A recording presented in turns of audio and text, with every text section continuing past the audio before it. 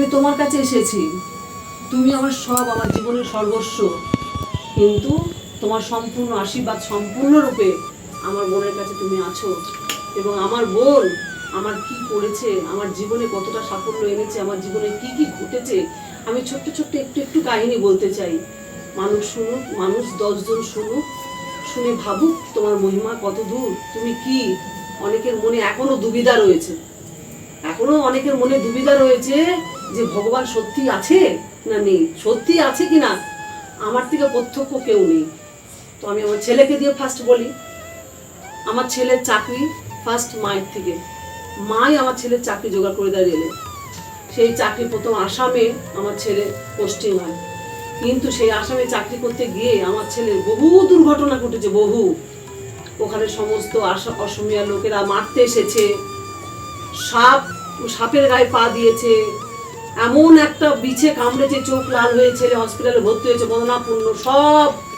সঙ্গে সঙ্গে আমি আমার বোনকে ফোন করি, নন্দিতা দাস আমার বোন, কিন্তু সে সম্পূর্ণ তার মায়ের আবির্ভাব তার মধ্যে, মার সব কিছু মাকে নিয়ে তার সবার, সেই তুমিই হচ্ছে আমার তারা মা, সকলের তুমি মা, কিন্তু তুমি আমারও মা, প্রত্যেকের মা। কিন্তু আমি বলবো কি, যে আমার বোন যে নন্দিতা দাস, তার কাছে তুমি একদম সম্পূর্ণরূপে বাধা মা, একদম আমার একটা প্রত্যক্ষ বিশ্বাস আমার এটা।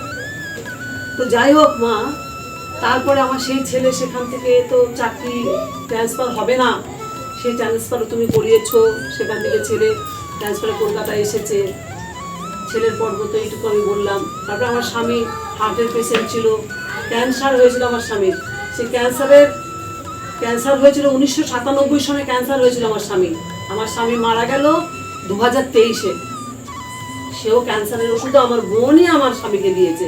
ট্রিটমেন্ট তো চলেছেই, ডাক্তারের ট্রিটমেন্ট চলেছে, কিন্তু কবজ আমার বোনের কাছ থেকে তোমার আশীর্বাদে আমার বোন যে কবজ, সে কবজ পড়ে সে সুস্থ ছিল।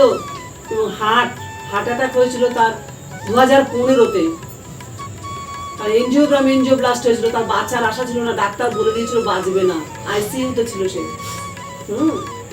প্রচুর টাকা খরচা করা হয়েছে, যেভাবে যে কোনো তাকে, সেই তুমি, সেইখানে সেই নন্দিতা দাস যে আমার বোন, মানে তোমার ভক্ত, যার মধ্যে তুমি আবির্ভূত রয়েছ সম্পূর্ণরূপে। তারপর আমার মেয়ে, আমার মেয়ে বিয়ে করেছে, নিজের ইচ্ছায় বিয়ে করেছে, ঠিক আছে, সংসার ধর্ম ঠিকই করছে। হঠাৎ আমার মেয়ে এই 2024-এর ফেব্রুয়ারি মাসের 8ই ফেব্রুয়ারি আমার মেয়ে আগুন লেগে গেল। কি করে আগুন লেগে গেল মা আমি জানি না, কি করে আগুন লেগে গেল। আমার সোনার প্রতিমা মেয়ে আমার পুরে কি হয়ে গেল মা। সেই মেয়েকে সম্পূর্ণরূপে সুস্থ করে, ভালো করে আজ আমি পুজো দিতে এসেছি তোমার কাছে। আমি তাই প্রত্যেকটা মানুষকে বলতে চাই যে ভগবান কিভাবে আছে, যদি মনের ভক্তি দিয়ে ভগবানকে ডাকা যায়, ভগবানকে বলা যায়, ভগবান ঠিক তার ডাক শুনবে।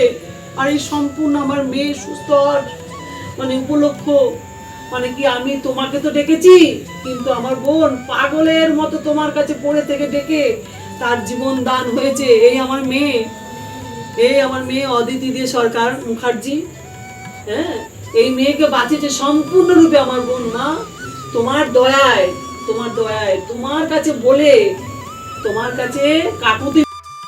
ওই যে অদিতি, যেমন মৌ আমার মেয়ে, ও পাগলের মতো কেঁদেছে মা, তার দিদির কাছে, তার আমার দিদির কাছে পাগলের মতো কেঁদেছে, কেঁদে বলেছে আমার মা বাঁচবে তো, হ্যাঁ অথবা না বলো, একটাই উত্তর তোমার কাছে আমি চাই। তখন আমরা কলকাতায় 1.5 মাস কলকাতায় প্লাস্টিক সার্জারি হয়েছে, আমার মেয়েকে নিয়ে কলকাতায় পড়ে আছি। তখন তার তারামা দিদি একটাই উত্তর দিয়েছে, একটাই, যে হ্যাঁ তোমার মা সুস্থ হবে, সুন্দর হবে, তারামার কাছে নিজে হাতে এসে পুজো দেবে। এসেছে মা, তোমার কাছে পুজো দিতে এসেছে আমার মেয়ে। এবং এখন 100-এর মধ্যে 90%ও ঠিক আছে মা, 10% যেটা তোমার দয়ায় ঠিক হবে, এইটুকু আমি বলবো। আর সকলকে আমি বলবো যে যারা মাকে ভালোবাসে, যারা মাকে ভক্তি করে, তারা যেন মন প্রাণ দিয়ে ডাকে, দুবিধা যেন মনে না আনে। মা আছে, থাকবে, সবসময়ের জন্য মার আশীর্বাদ আছে। এই বলে আমি বক্তব্য শেষ করছি। জয়, তারা জয় বাম। আর আমার সুন্দরী, তোমার কাছে আজকে আমি একটা গান শোনাতে এসেছি। যদি কোনো ভুল ত্রুটি হয় তুমি ক্ষমা করে নিও, আমার কিছু দেবার নেই, এই গানটুকুই তোমাকে আমি দেবো। আর আমার যা কষ্ট দুঃখ যা আছে সব ঠিকঠাক করে দেবো মা, এইটুকু তোমাকে আমি বললাম। কালো মেঘ পায়ের তলায় দেখে যা আলোর নাচন, কালো মেঘ পায়ের তলায় দেখে যা আলোর নাচন, রূপ দেখে রে বুক পেতে শীত, রূপ দেখে দেয় বুক পেতে শীত, যায় হাতে মরণ বাচন, দেখে যা আলোর নাচন, কালো মেঘ পায়ের তলায় দেখে যা আলোর